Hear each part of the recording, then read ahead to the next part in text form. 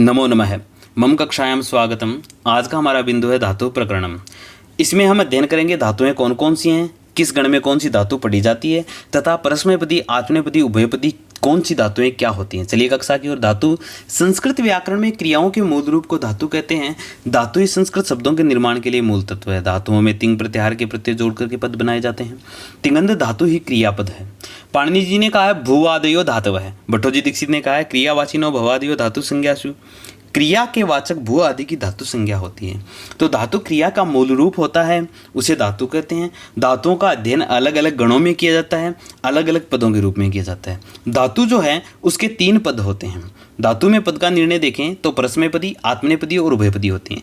आत्मनेपदी धातुएं अनुदात अंगित आत्मनेपदम अर्थात अनुदात संज्ञा और ngकार की इत संज्ञा होती है, वह आत्मनेपदी धातुएं होती हैं। तंग प्रत्यय से तय आताम जय थास आताम ध्वम इट वही मही। कर्मवाच्य भाववाच्य में सभी धातुएं आत्मनेपदी हो जाती हैं। उभयपदी धातुएं स्वरित इतर क्रियाभिप्राय क्रियाफले, ऐसी धातुएं जिनमें स्वरित स्वर या यंग की इत संज्ञा हुई हो, उभयपदी धातुएं होती हैं।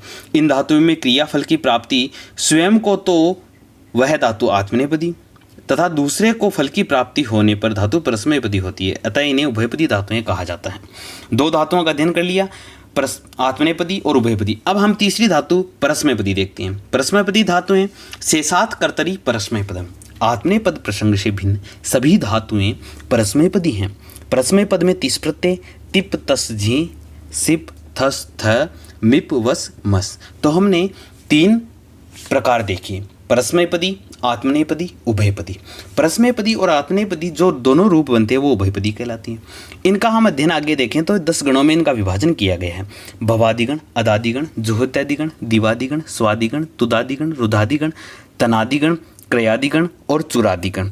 इन गणों के में अलग अलग विकरण होते हैं। सब, शब्लुक, श्लू, शन, स्नु, श, स्नम, उ, स्ना, नीच और इनके आगे सूत्र हैं। इन सूत्रों से इनके अंदर विकरण होते हैं। अब हम इनका विस्तृत अध्ययन अलग अलग गणों के आधार पर करते हैं। तो जो ये 10 गण हैं, इन 10 गणों का नामकरण उनके समूह में स्थित धातुओं में से ही प्रथम धातु के आधार पर हुआ है। इनका सामान्य परिचय निम्न प्रकार है। भवादिगण, इस गण की धातुओं में प्रथम धातु भूसतायाम है। भवादिगण की प्रथम धातु भूसतायाम है। यही कारण है कि इसका यह नाम रखा गया है। इस गण में सर्वाधिक धातुओं का संग्रह है। यह गण सबसे बड़ा है। इस गण की धातुओं से तिंग प्रत्ययों का विधान होने पर धातु और प्रत्यय के मध्य विकरण के रूप में शप एकागम होता है। विकरण विक्रियन्ते धातव येन तद विकरणम कर्तरी शप। और भवादि गण में शप विकरण का आगम होता है। भवादि गण में धातुएं परस्मैपदी धातुएं भू होना, हस हंसना, पट बढ़ना, रक्ष रक्षा करना, वध बोलना, गम जाना, दृश्य देखना, पा पीना, स्था रुकना या बैठना, नम नमस्कार करना, स्मृति स्मरण करना, जी जीतना, श्रु सुनना, वश रहना, त्यज छोड़ना। आत्मनेपदी में सेव सेवा करना, लब पाना, वृत होना, वृद्ध बढ़ना, मुद प्रसन्न होना। उभयपदी में नी ले जाना, ह्री हरना, वह ढोना, याच मांगना, पच पकाना। भवादिगण की जो ये धातुएं हैं, भवादिगण में वो अनेक धातुएं होती हैं, लेकिन हम यहाँ पर केवल उन महत्वपूर्ण धातुओं का अध्ययन कर रहे हैं जो ज़्यादातर प्रतिभागियों से प्रतियोगिता परीक्षाओं में पूछी जाती हैं। तो भवादिगण की हमने देखा भू, हस, पट, रक्ष, वद, गम, दृश्य, पा, स्था, नम, स्मृ, जी, श्रु, त्यज। और आत्मनेपदी में सेव, लब, वृत, वृद्ध, मुद, नि, ह्री, वह, याज, पच। ये धातुएं भवादिगण की धातुएं हैं। तो हमें ये ज्ञान होना जरूरी होता है कि कौन सी धातु किस गण में पढ़ी जाती है। दूसरा है अदादिगण। अदादिगण का प्रारंभ भी अद धातु से होने के कारण यहाँ पर अदादिगण नाम रखा गया। इस गण में भी प्रथम धातु अदभक्षणे है, अतः यह नामकरण हुआ है। कर्तरी शप से सबका आगम होता है, किंतु अधि प्रवृत्तिभ्य सपशे सबका लोप हो जाता है। अदादिगण की जो धातुएं हैं वो कौन कौन सी हैं? तो परस्मैपदी में अद धातु का अर्थ है खाना, अश का होना, रुद्र का रोना, श्वप का सोना, दुह का दुहना, लिह का चाटना, हन का मारना, स्तु का स्तुति करना, या का जाना, रक्ष का रक्षा करना, शास का शिक्षा देना, विद का जानना। आत्मनेपदी धातुओं में है आस जिसका अर्थ है बैठना, शी का सोना, उभयपदी में ब्रू का कहना। ये धातुएं अदादिगण की धातुएं हैं। और अदादिगण की धातुएं भी हमने सभी धातुएं यहाँ पर नहीं पढ़ी हैं, बल्कि यहाँ पर उन्हीं महत्वपूर्ण धातुओं का अध्ययन हम कर रहे हैं जो हमारे लिए ज़्यादा उपयोगी हैं और उनका यहाँ पर अर्थ दिया जा रहा है। ये जो वीडियो है इसका उद्देश्य यही है कि आप उन धातुओं का अध्ययन करें और उनका अर्थ जानें और गणों के आधार पर यह वर्गीकरण प्राप्त आपको हो। तीसरा गण है जुहोत्यादि गण। इस गण का नाम भी हु दाना दानयोः के प्रथम स्थान पर होने के कारण पड़ा है। जुहोत्यादि गण का जो नाम है वो इस प्रकार रखा गया है। जुहोत्यादिभ्य श्लू सूत्र से श्लू विकर्ण हो जाता है। परस्मैपदी हु धातु का अर्थ है हवन करना, भी धातु का अर्थ है डरना, हा धातु का अर्थ है छोड़ना, उभयपदी में है दा धातु देना और धा धातु जिसका अर्थ है धारणा। तो काफ़ी बार प्रश्न पूछा जाता है कि दा धातु है वो किस प्रकार की धातु है। तो दा धातु उभयपदी है क्योंकि दा धातु के रूप परस्मैपदी और आत्मनेपदी दोनों में बनते हैं। तथा यह किस गण में पढ़ी जाती है? तो जुहोत्यादि गण में दा धातु का अध्ययन किया जाता है। और यहाँ पर गणों के आधार पर आपको जो वर्गीकरण दिया गया है वो इसीलिए दिया गया है कि विद्यार्थी को यह ज्ञान हो कि किस गण में किस धातु का अध्ययन किया जाता है। सभी धातुओं का अध्ययन करें तो वीडियो बहुत लंबा हो जाता है, इसलिए हमने केवल संक्षेप में महत्वपूर्ण धातुओं का अध्ययन दिया है। चौथा दिवादी गण। दिवादी गण का नामकरण भी दिव धातु के आधार पर हुआ है। दिवादिव्य शन से शन विकर्ण आ जाता है और शन की सित होने से सार्वधातुक संज्ञा होती है। दिवादी गण में परस्मैपदी धातु है दिव जिसका अर्थ चमकना, नृत धातु नाचना, नस नष्ट होना, भ्रम घूमना, श्रम परिश्रम करना, क्रुद्ध क्रोध करना। आत्मनेपदी जो दिवादी गण की धातुएं हैं वो है जन धातु उत्पन्न होना। तो दिवादी गण में आपने देखा दिव, नृत, नस, भ्रम, श्रम, क्रुद्ध और जन धातु।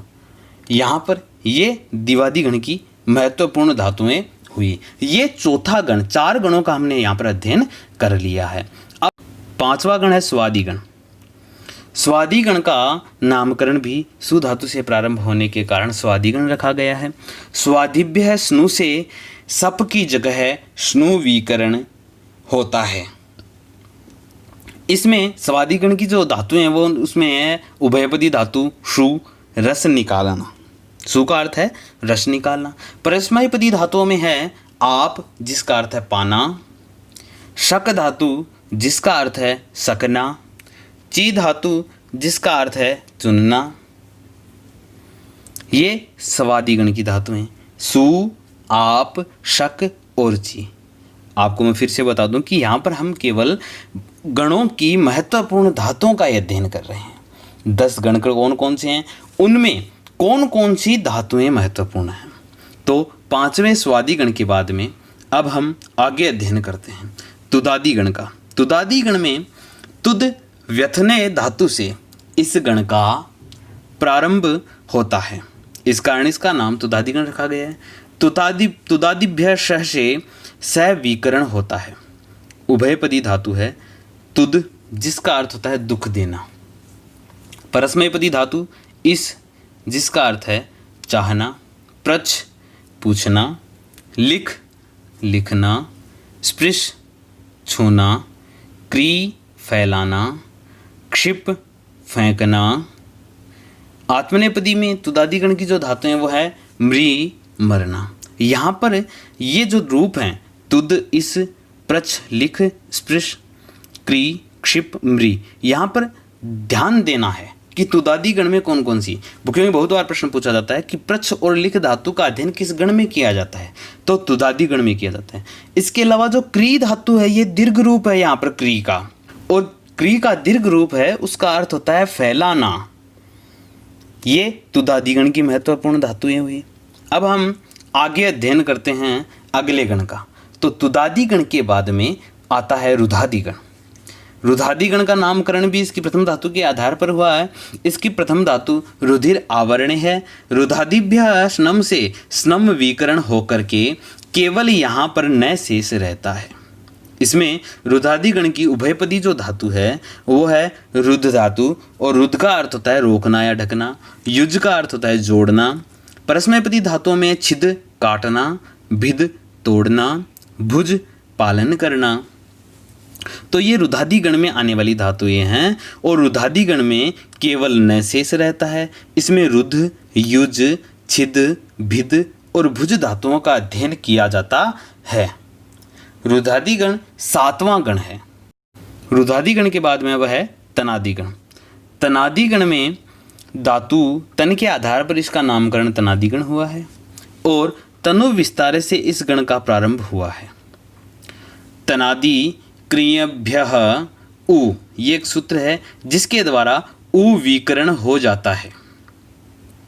तनादि गण की धातुओं में उभयपदी धातु है तन, जिसका अर्थ होता है फैलाना। क्री धातु करना। क्री धातु का करना जब अर्थ होता है तो उसके रूप परस्मैपदी आत्मनेपदी दोनों प्रकार से बनते हैं, इसलिए ये उभयपदी धातु है और इसका अध्ययन तनादि गण में किया जाता है। 9वां है क्रयादि गण। क्रयादि गण में प्रथम धातु के रूप में क्री धातु है और क्रयादिभ्यः स्ना से यहाँ पर विकरण के रूप में स्ना विकरण होकर के ना शेष रहता है। उभयपदी जो धातु है वो है हमारे सामने क्री, खरीदना। क्री धातु का अर्थ है खरीदना। ग्रह धातु पकड़ना।